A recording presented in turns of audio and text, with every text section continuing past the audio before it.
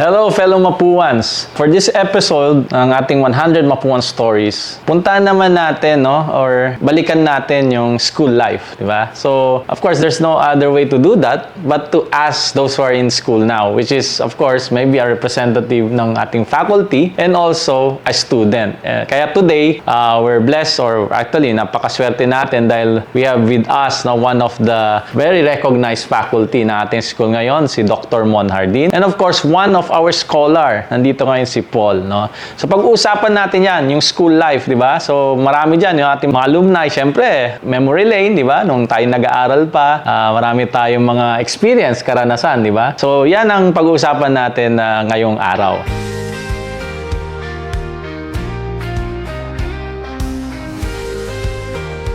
We are here for another episode of the 100 Mapuan Stories. And today, ay napakaswerte natin dahil pag-uusapan natin yung school life, about school life. Yung ating mga alumni dyan, di ba? So siguro, naisip-isip nyo na, memory lane. Yan, ano yung mga masasaya, di ba? At nakakatawa. At of course, very inspiring, ng mga experiences natin. But again, mamaya pag-usapan din natin, ano nang pagbabago, di ba? Like maybe 20, 30 years ago, no? At ano na ngayon? Ano nang mga karanasan ng ating mga estudyante at mga faculty during this time. And of course, again, we're doing this project or this program for our centennial celebration, 100 years natin next year, 2025, and for the CE community double celebration kasi 100 years din ng civil engineering program. So ngayon, punta na natin. So Doc Chris and Paul, how are you?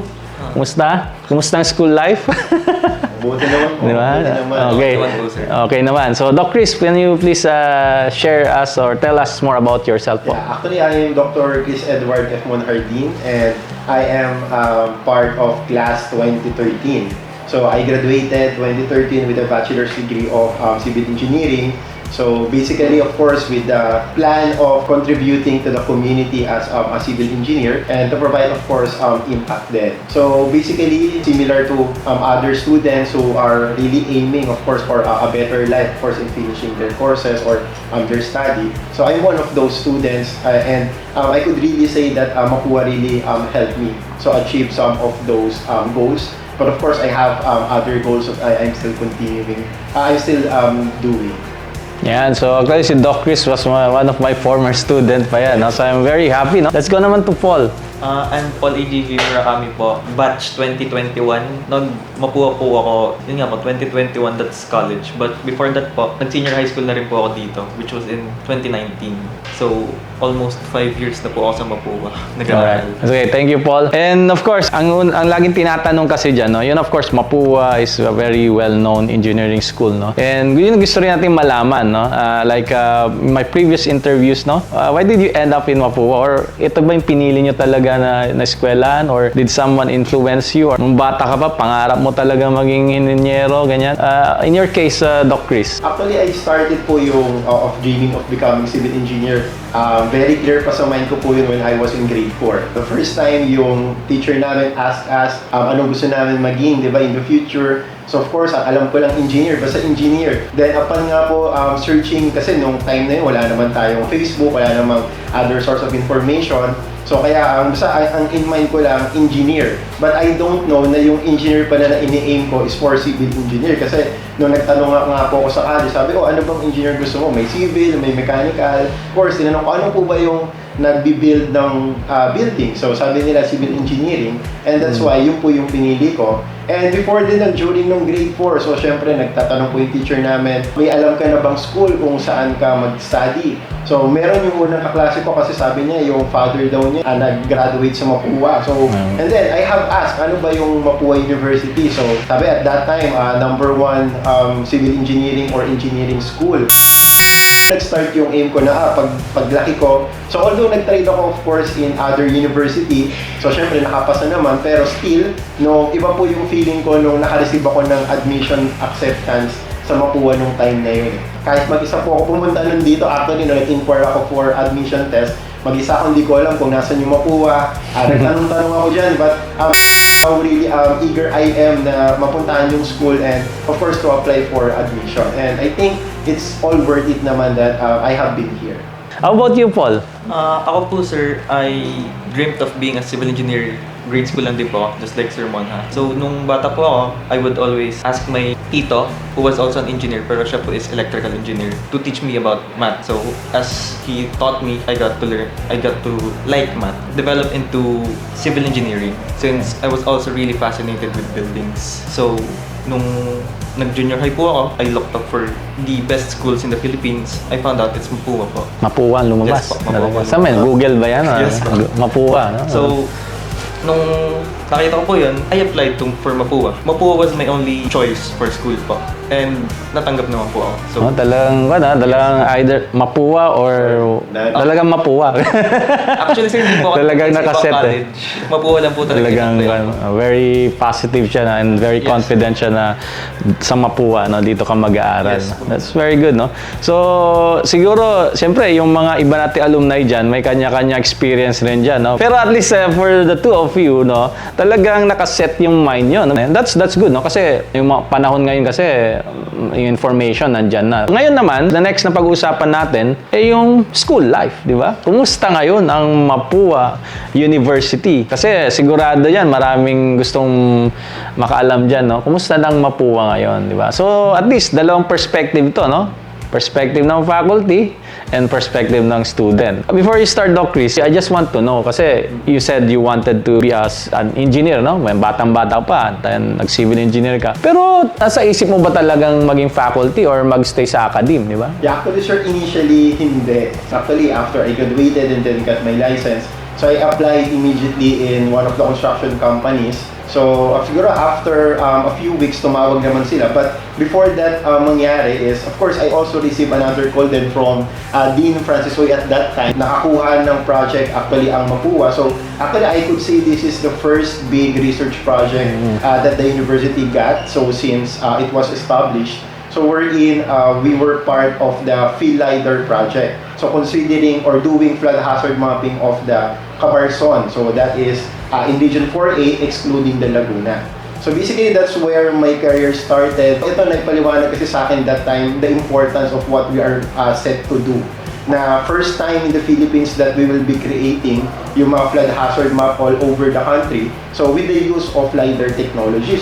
So yun po yung nasa isip ko na, posible naman, why not be part of this. So, pero doon pa lang po muna ako sa research part, wala pa rin sa isip ko yung being a faculty. Pero since sabi nga po ni Dean Uy at that time, so, andito ka na sa Mapua, you are doing your research, why not try do the part-time teaching? So, doon po ako nag-umpisa, nag-part-time teaching ako. Yun nga po, after a few meetings, sabi ko, okay pala. So that I saw yung mga students kahit papano, may natututunan po dun sa ginagawa natin. And it somehow, kumbaga iba po pala yung fulfillment of being a faculty din eh. Lalo na sir na kapag nakikita ko yung estudyante ko dati na parang head na ng isang agency, so namumuno na ng isang construction firm. So it makes me feel proud din eh. So siguro that's plus points of being a faculty. It adds parang joy doon po sa buhay natin. Nakaka-relate ako dyan, Doc Chris. Makita lang kita na-relate na ako. And actually, a lot of our students, yun ang isang kagandahan ng pagiging isang guro, ng isang faculty, professor. Tanungan muna natin si Paul. Paul, just recently, we had a shift in quarter to TRISEM. By the way, sa ating mga alumni, medyo siyempre may pagbabago talaga sa sistema no, ng school natin ngayon. Ngayon, of course, nag-shift tayo sa quarter system and now sa TRISEM. So, kumusta ka naman, Paul? since ako po is mostly nasanay sa quart term, I'm in favor of it. Pero I see the benefits of the TRISEM din po. Sa quart term po kasi, the idea is kapag napasa mo to lahat or madelay ka ng konti, basta mahabol mo, gagraduate ka in 3 years and 1 term, which is faster than usual. Pero yun nga po, mahirap po siyang pagkasyahin, fast-paced nga po kung sabihin nila. And may mga students po na nahihirapan din talaga. So, I get the shift to TRISEM. I'm sure, no, Doc Chris, no, and I know you also agree.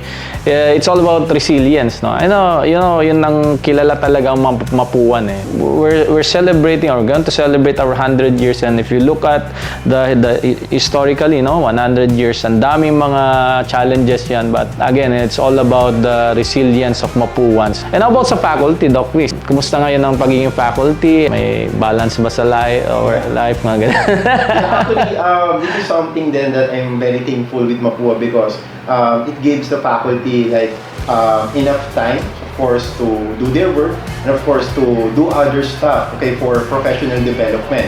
So they are very supportive, of course, when we are, of course, attending trainings, attending seminars, conferences, so which would add po dun sa career development namin.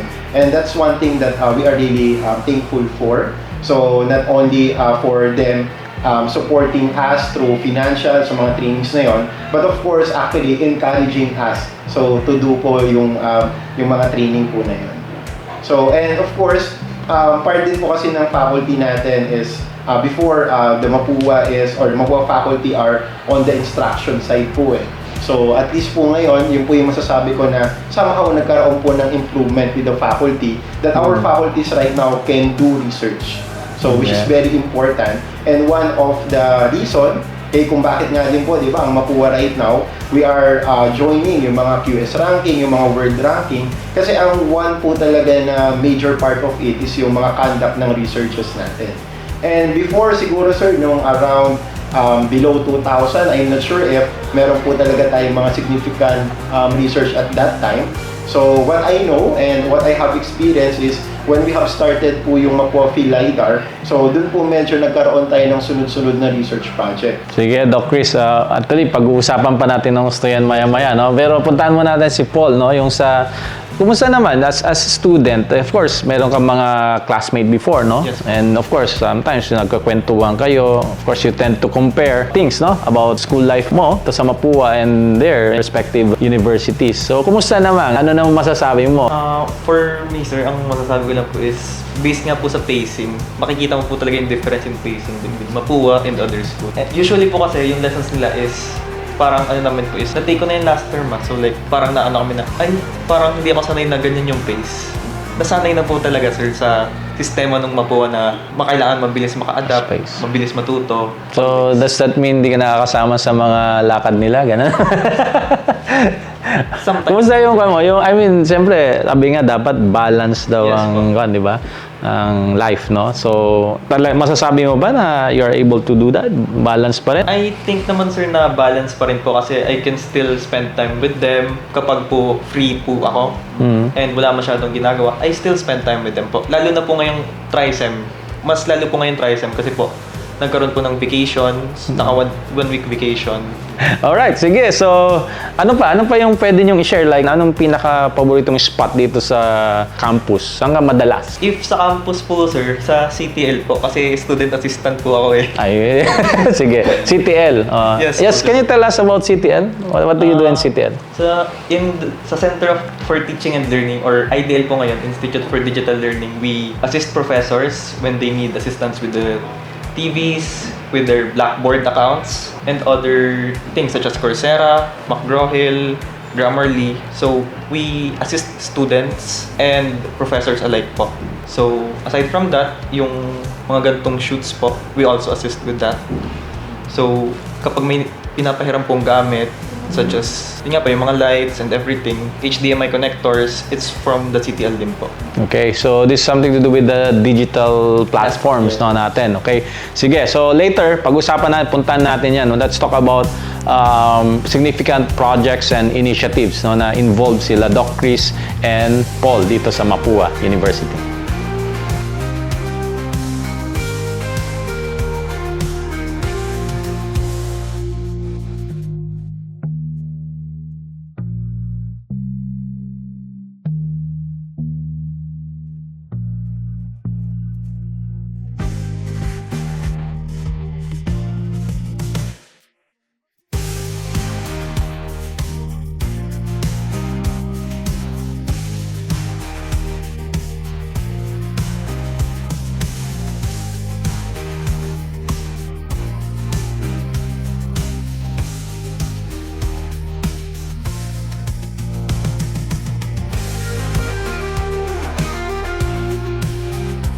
Ngayon naman, ating pag-usapan yung mga projects or initiatives, no? Mga significant projects and initiatives na involve si Doc Chris and si Paul.